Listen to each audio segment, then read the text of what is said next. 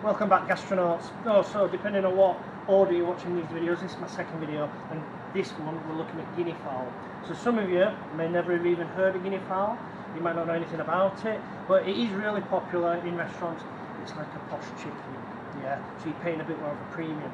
Now flavour wise, it's a little bit richer, it's more gamey, so it's more like pheasant than it is a chicken. But again, like we talked about in the fish video, if you can debone and take off the breasts and legs off poultry, then you can do it in turkey, chicken, guinea fowl, all the family. So because it's a level 3 video, we're looking at guinea fowl. That's exactly the same principles, crossover from this guinea fowl to a whole chicken. Okay, so we've got our boning knife for this one, and again, if you buy the college set of knives, a boning knife is in that set, which I highly recommend you get the set of knives when you start the course. So this is the boning knife. It's for a particular shape. It's got a pointy end here, more pointier than usual. That's for when we need to get into like the nooks and crannies, into the joints for breaking the tendon, and it's got this curved part here which is for scraping and stuff. Now this is a filleting knife and this is a boning knife, and they look very similar. When you look at it, it's easy to get them confused, especially when you're starting out in the industry, but there's one way to test it. This is not flexible, this knife. This is a solid, firm knife. This is flexible, yeah? So you do have to be careful that you're picking the right knife for the right job for when we're doing our stuff. So I've got my boning knife. It's the firm one. I'm not going to sharpen it, but I did want to just talk a little bit about steels.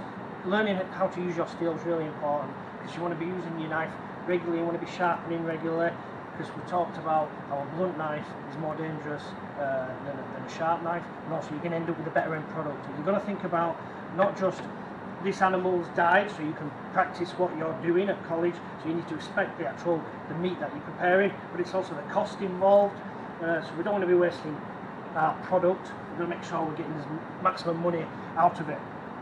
Okay, so looking at the guinea fowl, it does look very similar to what you expect when you're in a supermarket, a chicken in a package.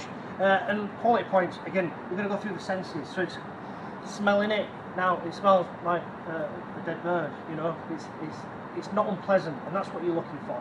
If you ever opened a tub on high chicken, you know it's off. It's pungent, it gives you that instant, you want a vom feeling. So when you smell it, yeah, oh, I touched it with my nose then. Oh, no, that's bad. It shouldn't be unpleasant. Yeah. Okay, so texture-wise, it shouldn't be slimy, which it isn't. Yeah. And then when we prod the flesh, it should sort of like pop back. Now, I'll be honest, this has come out of the freezer. We've had it in the freezer. It's really important that you're able to do this as a student going out into industry. A lot of restaurants will get the guinea fowl breast. They'll come in a packet of 5, and you're just cooking them. But you need to be able to do this as a skill going forward, to be able to call yourself a respectable chef. Okay, so we've smelt it, we've looked at it, we've felt it, yeah, we're happy that this is a good quality that we're going to work with. So say you're in the supermarket, you can't start ripping into packaging, holding up chickens and smelling them and touching them. So what's the best way of testing in the supermarket? Well, you're going to have to go by the date. If you look on the packaging, it's got the use by date. Try and give yourself as long as you can with it, date wise. And there's a bit of confusion between best before date and use by date, and I don't get where that confusion comes from, because best before, and it's mostly on dry products, is a best before date is that product is going to be best to use before that date. It's still probably okay to use after, but before that date, that's the best time to use it.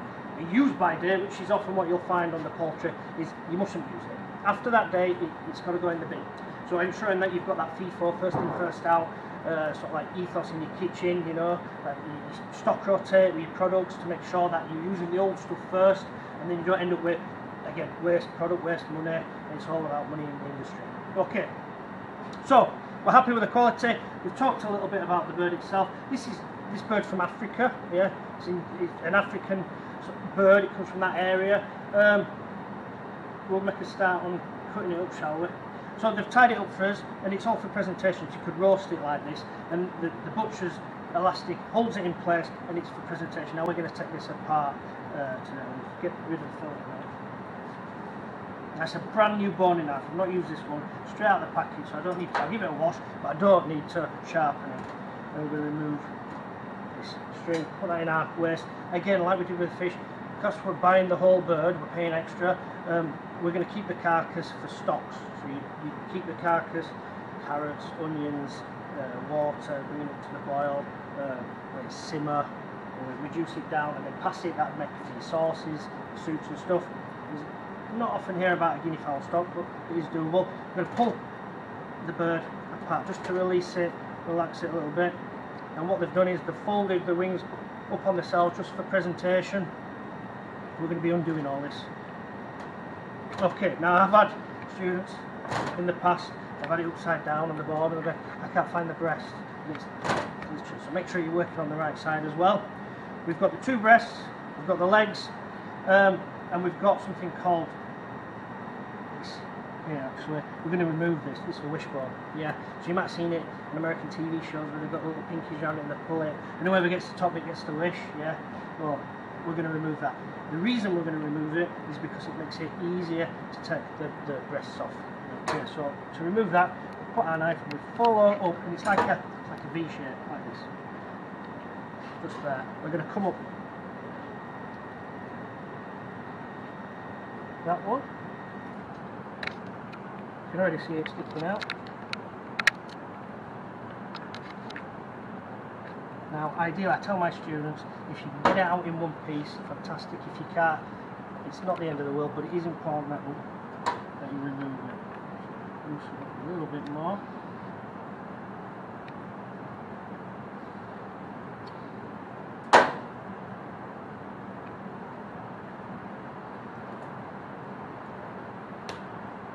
And that's why I brought a little bit of blue roll. So either salt on your fingers, just gives you a bit of a grip. Still tap a little bit.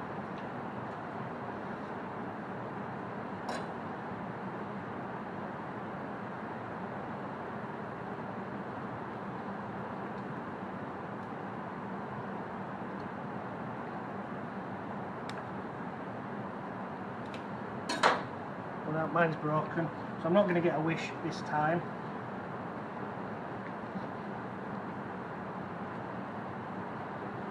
So we remove that out, we don't want that.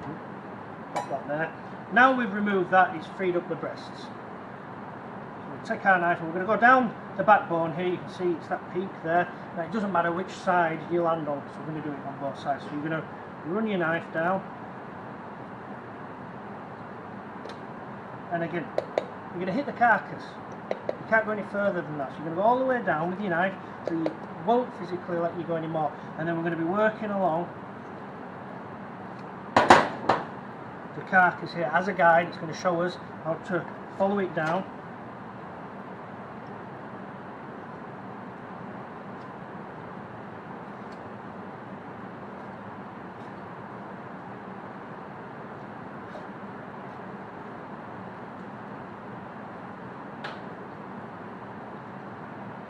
And then what we'll do is we'll take off, do one where we remove just the breast and one where we'll leave the winglet on as well. So this is where we need the point of our knife to go in that joint, and you'll hear like a little pop, and that means it's freed up, and then we cut through. So we've taken the guinea fowl breast off, and it's still got this wing attached, so that's one. The next one we're just going to take the breast off. Show you two different techniques.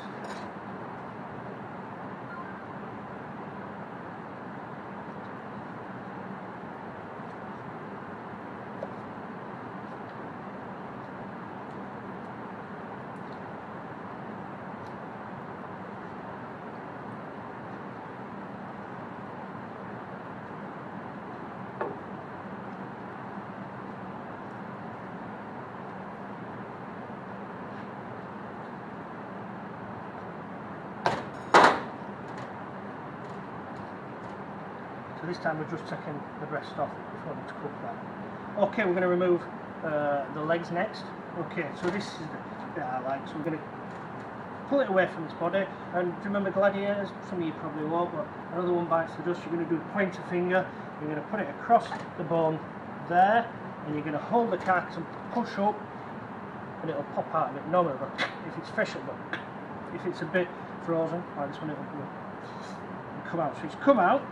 Then take our knife behind it, working close to the carcass. That's the leg off. same on this side. Pop it out.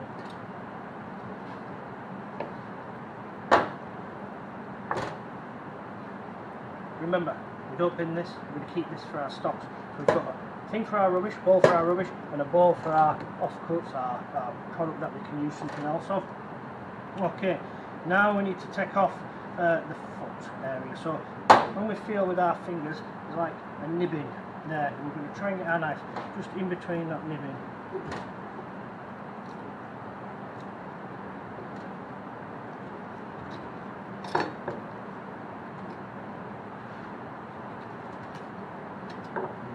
That goes in our waste pot. Now, a lot of people don't like the legs, they prefer the breast because it's leaner, but there's a lot of flavour in the legs. And what I want to show you now is we're going to remove the bone from the leg area. So this is where we use the bottom of our knife. Free our bone. And this is the part where we scrape. So we just scrape against that bone.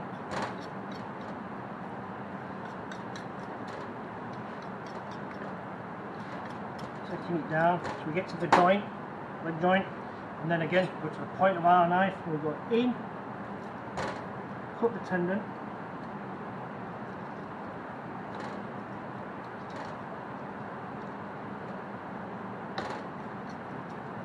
keep scraping past it, freeze up that bone, and move that out. Okay, so that's the thigh, which we've removed the bone. These can be rolled, poached, good for salads and stuff like that, or you can ballantine them. So we'll take it a little bit further. So we need to expose that bone, the bottom part of the bone.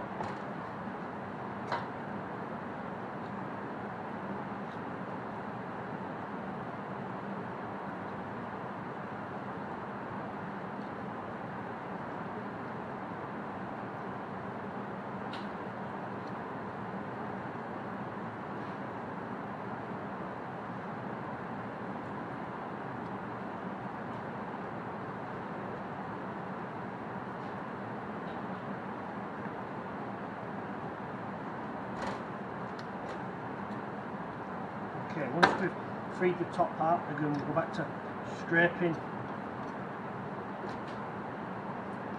down. We don't want the tendons because they're really tough. So with a turkey, the tendons are like quills of an old-fashioned writing pen. They're that thick, and you've got to remove them.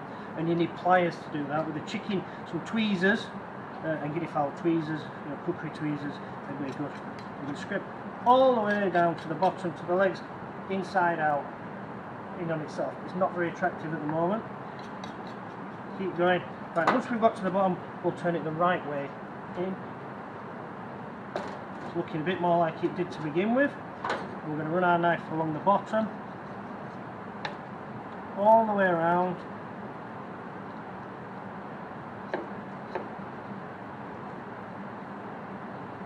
And then we should just be able to pull the bone out, like so. Okay, I think that's it. I need my tweezers, I'm just going to wash my hands.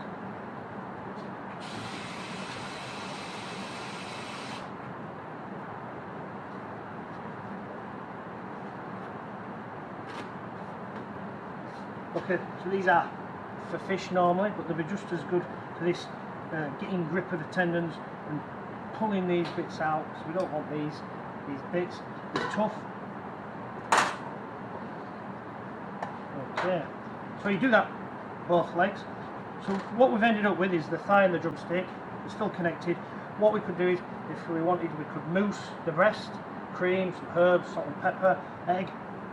We could tie this up the bottom, tie a string around the bottom, just like a shoelace around the bottom there, and pipe in the breast meat, and puff up, and we could poach it and then roast it and serve it with salads or something like that, and that's called a ballantine. Okay, so next thing I wanted to show you, we're going to tidy up the breast a little bit. So we'll lay it down flat with the skin on the board, following the shape of the breast round. I'm just going to trim off any excess skin. Okay.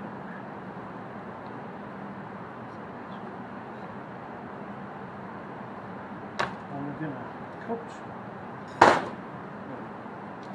break its arm almost, its wing in half, expose that, we get our knife in between, remove, put that into our stock pot, sorry, and then we run our knife around, it's almost like coming around this part,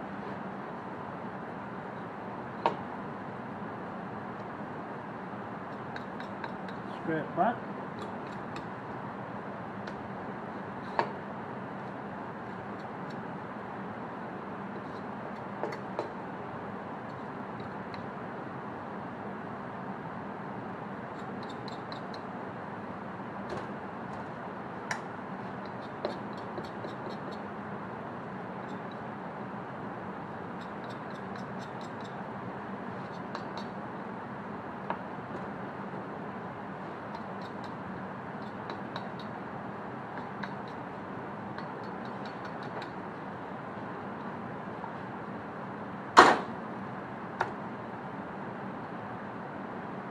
And that's with its bone attached. Some chefs might want that leaving off for presentation, or there's another way which I'm going to quickly show you, but I'm not going to use one of my knives for this. I'm going to use one of the college knives, and we're going to flip the bird over. The bone's slightly curved, and we're going to leave the bone so it's like, think of a bridge, so it's arched that way, rather than like a boat that way, and you'll see why in a moment.